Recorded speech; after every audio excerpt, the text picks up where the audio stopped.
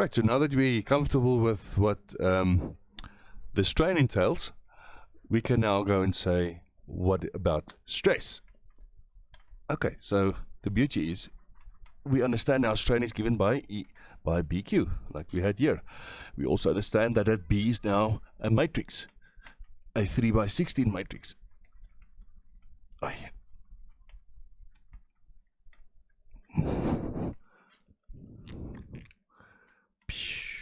So what we understand is that if you want to think about stress now, that the stress vector is equal to BQ, which is the strain. We understand now that this is a 3x16. This Q is a 16x1. For our choice of element, this is now an element with 8 nodes, but we can have different elements. If my element only had 4 nodes, if I only had 4 nodes, then this would be what?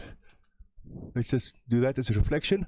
It would be 2 times 4, because 2 degrees of per node, and times the 4 nodes would be 8x1. Okay, so that would be what's called the Q4 element. But we're focusing on the Q8, so that's the element of choice if ever you want to do finite elements. Okay, and so we need to relate this stress to the strain. So this is strain by the constitutive relations. And so I need to multiply by something here, a matrix. And that matrix has to be something that's a 3x3. Okay, so at the end I end up here with a 3x1 stress matrix. Okay, which is all the stresses, the sigma xx, sigma yy, plus tau xy. Okay, so that's essentially what we have. And this 3x3 matrix here is something that we've seen very much before, and we're very comfortable with. We have to make a choice. We have to choose one. Plane stress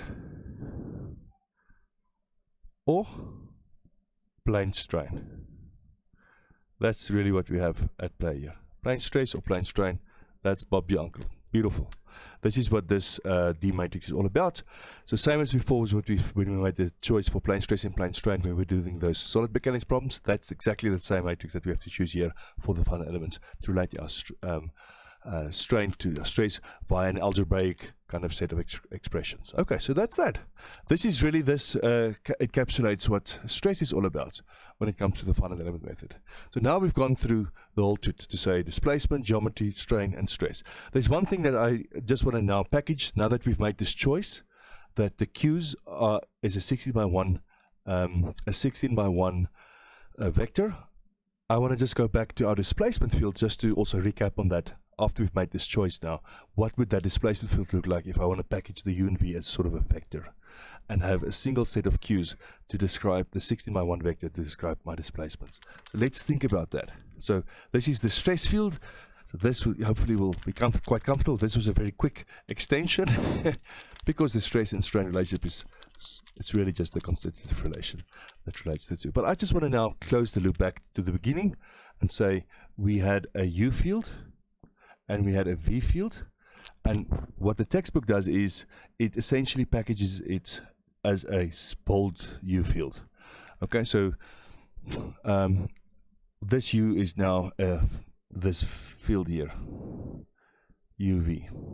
Okay, and let me just not write it as U vector. Yes, let me just write it as U and V. Sorry, just like this. And then this is U bold, or this U vector is what the textbook notation is. Okay, so that's that. And we would like to write it as some n matrix, okay, multiplied by this Q vector. And this Q vector is now 16x1. And so what I know is that this thing must be some 2x16 thing. That's a guaranteed, yeah? And I just want to give you an intuition of what it would be, because the n's that we use for the U field and the V field are the same n's. That's related to the different nodal positions. So n, this is 1, 2, 3, 4, 5, 6, 7, and 8. So that's what we have there. Okay?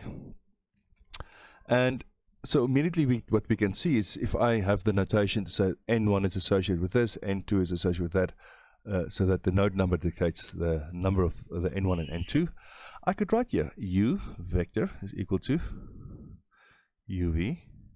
And I'm going to write this out just the beginning of it, so you can get a feeling. I'm going to write 2 rows down. Q1, so, and then it's going to be some stuff, and then I'm going to have the Q. So let's just write the Q1 and Q2 and Q3 up until Q16. That's the whole toot that we will have. Okay, but what I want to talk about is Q1 will multiply with N1.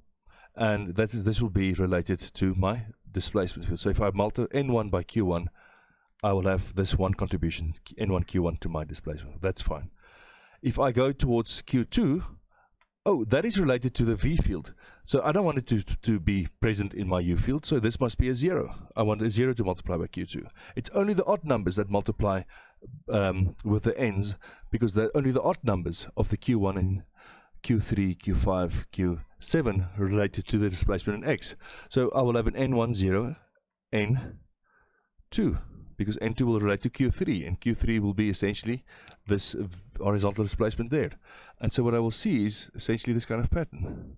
If I go down to the V field, I don't want Q1 to be present in my vertical displacement. That's a horizontal displacement variable, so that must be a 0. Q2, oh, that is my vertical displacement of my first node, so this must relate to N1. Okay, because that's at the end, that's at node 1. So that's that shape function of N1 that needs to be present there.